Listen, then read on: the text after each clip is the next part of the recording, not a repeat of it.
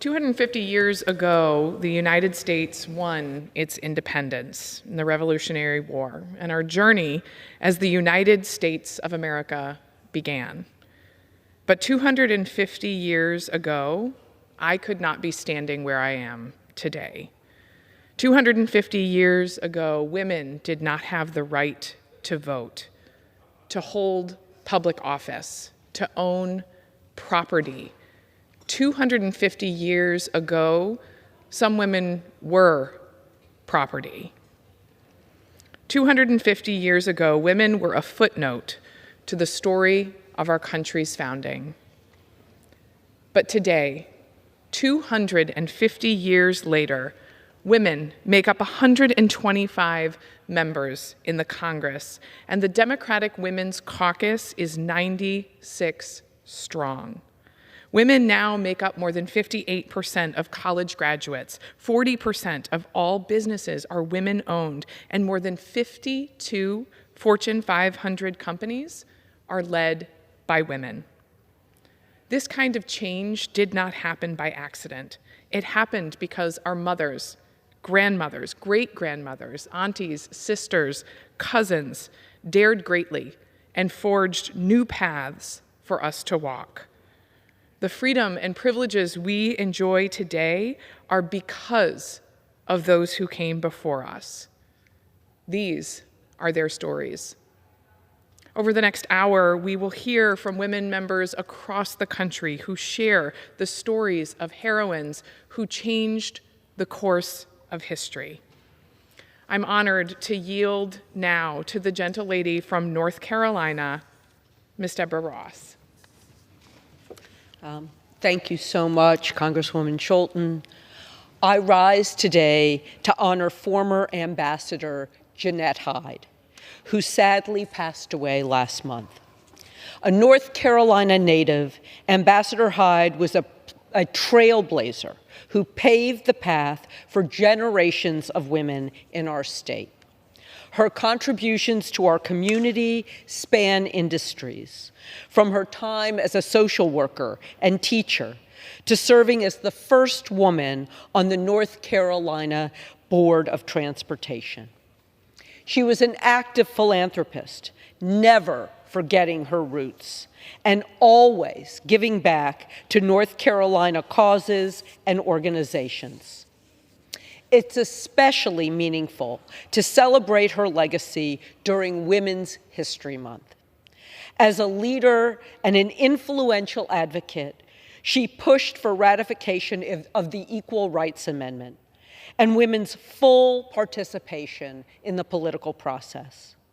She never gave up on her vision of an America where every woman has a chance to make her voice heard. At a time when women are facing unprecedented attacks from the Trump administration, we should all seek to emulate Ambassador Hyde's grit and grace over the next 4 years. Like Jeanette, we cannot back down in the face of threats to women's health care, accessible child care, equal pay, and more. Thank you, Madam Chair, and I yield back. Thank you, Ms. Ross. I now yield to the gentlelady from Minnesota, Dr. Morrison. Thank you. Mr. Speaker, as we recognize Women's History Month, I rise as an OBGYN in fierce defense of our nation's moms and babies. Right now, the Republican majority in Congress is launching a full attack on America's families. Let's start first with where we are in our country. We are facing a serious and worsening maternal health care crisis. Just look at this map. In more than half of our country, women do not have a place to go that provides obstetric care. Among peer nations, we have both the highest rate of maternal deaths and the highest rate of infant deaths. In the United States of America, this is a crisis. It is an unacceptable crisis, and it demands immediate action from our nation's legislators. And yet the Republican majority is shoving a budget through that would gut Medicaid, which is the single largest payer of maternity care in our country, in order to give tax cuts to billionaires. As an OBGYN who has spent my life caring for women and delivering babies, let me tell you, it is unconscionable to threaten the care women receive before, during, and after pregnancy.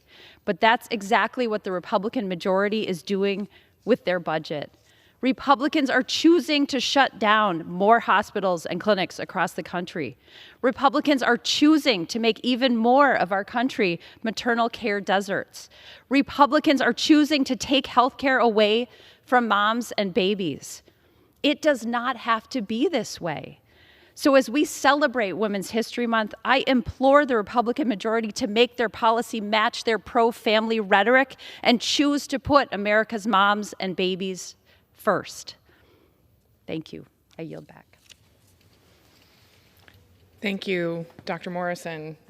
Clearly, Women's History Month is still, history is still being made this Women's History Month, as we have an unprecedented number of changemaker women from across the country who are standing up and fiercely defending their constituents. We are so grateful for their work in Congress. I now yield to the gentlelady from Maryland, Representative Sarah Ellsworth. Thank you, Mr. Speaker. Commander Janie L. Mines, the first African-American woman to graduate from the U.S. Naval Academy in 1980. Commander Christine Holderried, a Howard County native and the first woman to graduate as valedictorian not only from the Naval Academy, but from any service academies in 1984. Midshipman Kristen Dickman, a Naval Academy freshman and volleyball player who tragically passed away at the age of 19 in 2008. Her memory is now honored every single year for over the last decade via a tournament in her honor.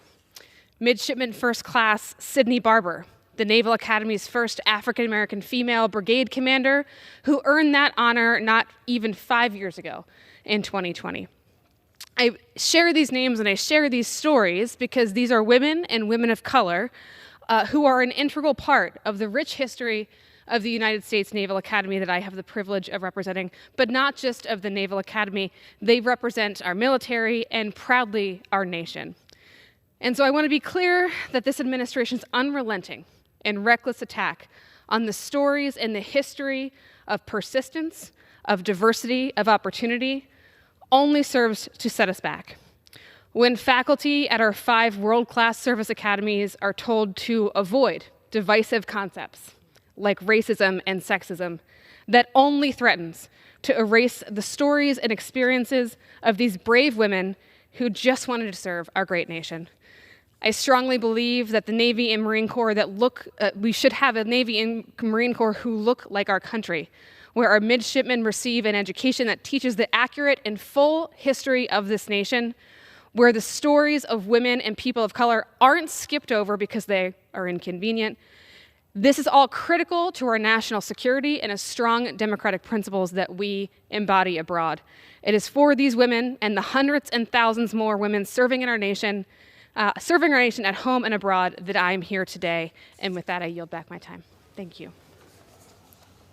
Thank you, Representative Ellsworth. Very, very well said. As the first woman in history to hold my seat in Congress, I am always thinking about the history-making women of the past, present, and future.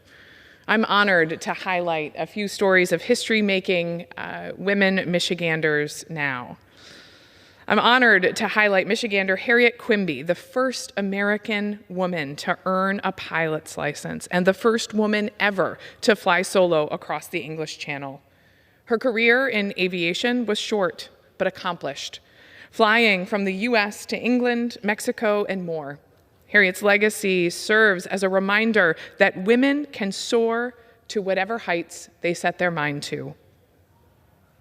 We are so proud to claim that Sojourner Truth made her home in Michigan for the last 27 years of her life, a fearless abolitionist and a women's rights advocate who used her powerful voice to demand justice. Born into slavery, she escaped and dedicated her life to fighting for freedom and equality. Her famous Ain't I a Woman speech challenged the exclusion of Black women from the suffrage movement, leaving a legacy that continues to inspire generations. Anna Howard Shaw was a trailblazer in every sense of the word, becoming one of the first female ordained ministers in the United States and later a physician. She dedicated decades to the fight for women's suffrage, serving as the president of the National American Women's Suffrage Association. Her leadership and relentless advocacy helped secure the right to vote, proving that determination and conviction, as well as persistence, can change the course of history. Clara Arthur, known as the mother of the playground movement, believed in creating a better world for future generations. As president of the Michigan Equal Suffrage Association, she worked tirelessly to advocate for women's voting rights. Her activism extended beyond the ballot box. She championed education, labor reforms, and public spaces for children, ensuring that progress didn't just mean progress for some, it meant progress for all.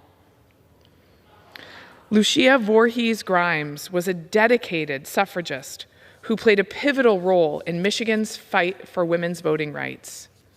As a leader in the Michigan Equal Suffrage Association, she traveled the state, organizing campaigns, educating voters, and pushing for legislative change. Her unwavering commitment helped pave the way for Michigan women to claim their rightful place in the democratic process. These are the stories of past history makers who have changed the course of our nation. The freedoms we enjoy today are because they refused to sit idly by. And now, as we see unprecedented attacks on our healthcare, on our rights, we also see everyday women, especially in places like my hometown in Grand Rapids, Michigan, who refuse to sit quiet. I refuse to stand by while Republicans, Donald Trump, and billionaires like Elon Musk try to gut essential programs like Medicaid, a lifeline that millions of families rely on. No parent should have to choose between their child's health and paying their bills.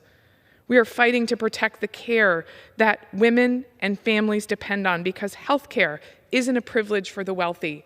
It's a right for everyone. I want to highlight to you a brave mom from my district, Abby Karoma, a mother of 2 visually impaired daughters who depend on Medicaid. Without this critical program, Abby would be forced to make impossible decisions, whether she has enough in her bank account for treatments that could save her children's vision or putting food on the table. No parent should have to face that choice.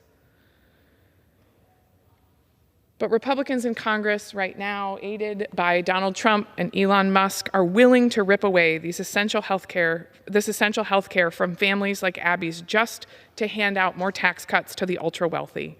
We won't let it happen. We are the women who are standing in the gap and standing up for these families. We will fight every day to protect Medicaid, to stand up for families who depend on it, and to make sure that no one in this country is left wondering whether they can afford the care that they need for themselves or their families.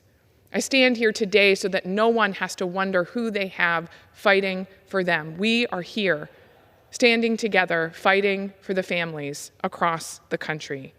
Thank you to the women who joined me here today to stand up and highlight the powerful women of their home states and the impacts that they have had on changing the course of history. Mr. Speaker, I yield back.